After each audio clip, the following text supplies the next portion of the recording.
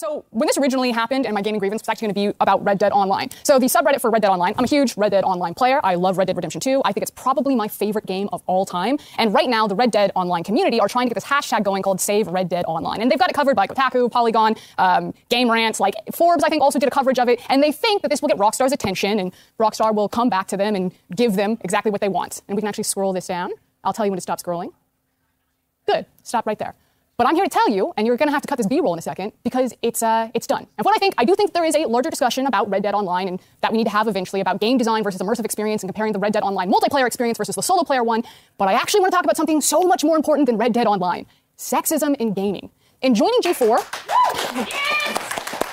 This is not where I thought we were going. I had no idea. I'm listening. Yeah. In joining G4, I was ecstatic to be part of something that I grew up watching as a child. But every time G4 is brought up in various channels, even in this YouTube channel, we have the chat in front of us. I can see you. Without a doubt, there will be backlash because I'm not as bangable as the previous host. It's somehow... Talk to him, Frosk! It has somehow been expected that you can talk about how much you jerked off to women as a compliment. It's not a compliment. It's weird. It's dehumanizing, and it's weird. Women do not exist to be nice on the eyes for you. Morgan Webb, Olivia Munn did not exist to be nice on the eyes for you. Hey, she cooking, y'all. And that's just obvious sexism. You don't need to explicitly objectify women or declare that you hate women to be sexist. Just go ahead and check out Thorne's latest meltdown on Twitter for some spark notes. Now, here at Xplay, our reviews are written and produced by a team of people. There are too many games for one person to shoulder the burden. So we divide and conquer. And when we use language like we or I, that's the reviewer. That's coming from the mouth and experience of the reviewer reading that review. And that's not to say that Gerard, TBH, Adam, or myself don't contribute to the reviews. We absolutely do. But it'll always be in varying degrees and take a whole team behind us. That's why we're Xplay and not Adam Play. We have done the experiment and controlled for the variables. Adam will read a script written by the same writer that I will read the other half of the script for, but I'll be the one flamed. And yeah, it also happens to Gerard and TBH, but that doesn't discount the sexism of how it happens to me when it does. Both things can be true, that there is a general hatred of any change that isn't Adam, and that I'll receive special flame just for being a woman. And I wish I could turn the camera around so that you could see the incredible team that make Xplay. Half of our producers and writers are women. Emily, Abby, Megan, Joe, Jake, Zipper, Gabby. It goes on and on and on. Former writers that are now on ATOS like Vanessa. When you're in our DMs or on those YouTube comments or in Twitch chat right now, those reactionary threads thinking that I'm somehow ruining your current Xplay experience because you can't objectify me how you previously did to Morgan, or that I'm somehow less qualified to speak on something, but you can't quite put your finger on why, even though I'm reading the exact same script as Adam, but you have no problem with he's part of it, you're letting your unconscious biases ruin my day and you're gatekeeping the gaming space. So maybe for 2022, we'd be a bit nicer, a bit more self-reflective, and we enjoy the fact that people are working hard to make free content for you. If you don't like it, don't watch it. Peace. Hey, I gotta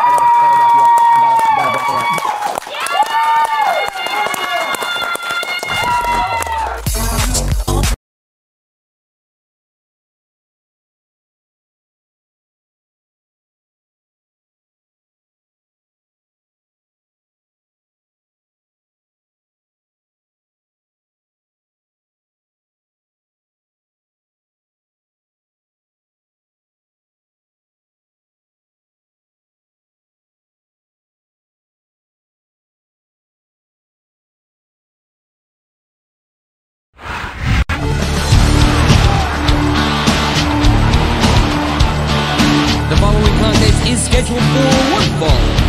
On the way to the ring, from Texas, the Cowboy.